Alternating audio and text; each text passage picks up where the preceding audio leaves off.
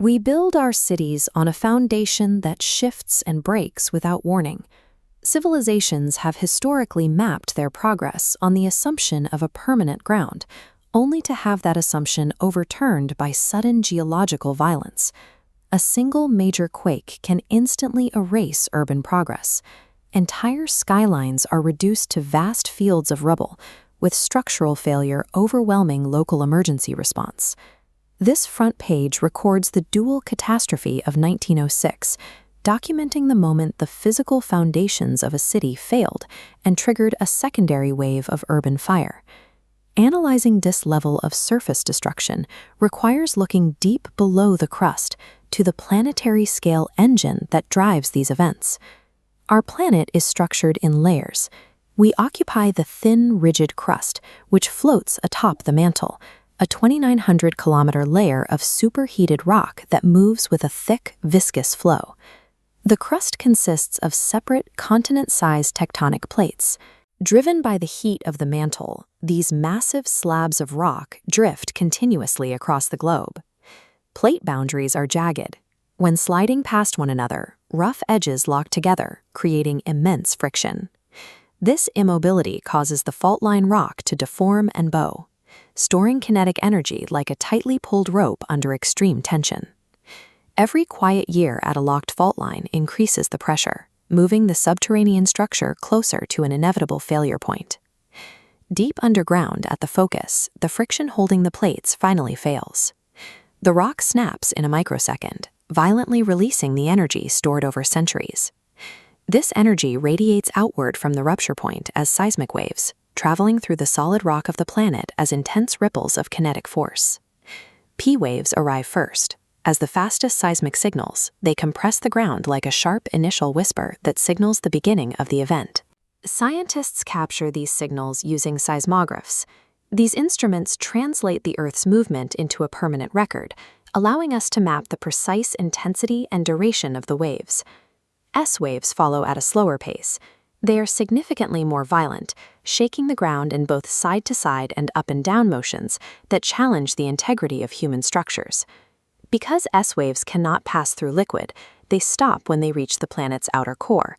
This creates a seismic shadow zone on the opposite side of the globe, proving the Earth's outer core is molten long before we could drill toward it.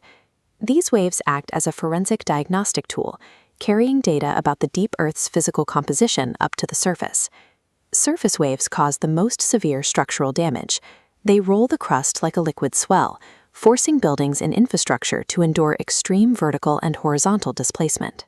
When subterranean movement reaches the surface, the ground physically tears. This surface rupture splits solid cobblestones and misaligns heavy tracks, showing exactly where the crust has permanently shifted. Structural failure occurs when different parts of a building move at different speeds and directions. This concrete structure collapsed after being sheared from its foundation by the ground's rapid, multidirectional motion. In areas with saturated, sandy soil, intense shaking triggers liquefaction.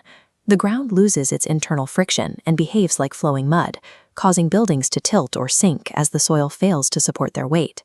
The survival of a city depends on the specific interaction between architectural resonance, soil physics, and the local intensity of the seismic waves. Most tectonic activity occurs on the ocean floor. When plates shift upward underwater, they instantly displace massive columns of the sea above them. This displaced energy travels across the deep ocean at several hundred kilometers per hour. While nearly invisible in deep water, the energy is forced upward as it enters shallow coastal areas, rising into a massive wall of water. The resulting tsunami inundates coastal settlements with an overwhelming volume of water, causing catastrophic damage far from the original earthquake's focus. For coastal regions, the ocean's delayed kinetic response creates a more significant threat than the immediate subterranean rupture. The underground system continues to settle after the initial break, generating unpredictable and dangerous aftershocks. These smaller ruptures can continue for days, complicating rescue efforts and further damaging weakened structures. Large-scale quakes trigger immediate humanitarian crises. When regional infrastructure is erased, survival depends on global aid networks delivering food, medicine, and clean water to isolated populations. While quakes remain unpredictable, we can use the speed of P waves to our advantage. Automated systems detect these fast-moving signals and shut down power grids and transit systems seconds before the more destructive S waves arrive. Human safety relies on our ability to outpace the physics of seismic waves through engineering and rapid reaction. Earthquakes are a functional byproduct of the planet's internal mechanical systems. They serve as the most visible evidence of a dynamic, shifting world. The same tectonic forces that cause surface destruction are responsible for the Earth's most significant features. Shifting plates fold the crust to build mountain ranges, create new seafloor, and recycle the planet's surface over geological time. The ground beneath our feet is a work in progress. Every tremor is proof that we live on a restless planet that is continuously rebuilding itself.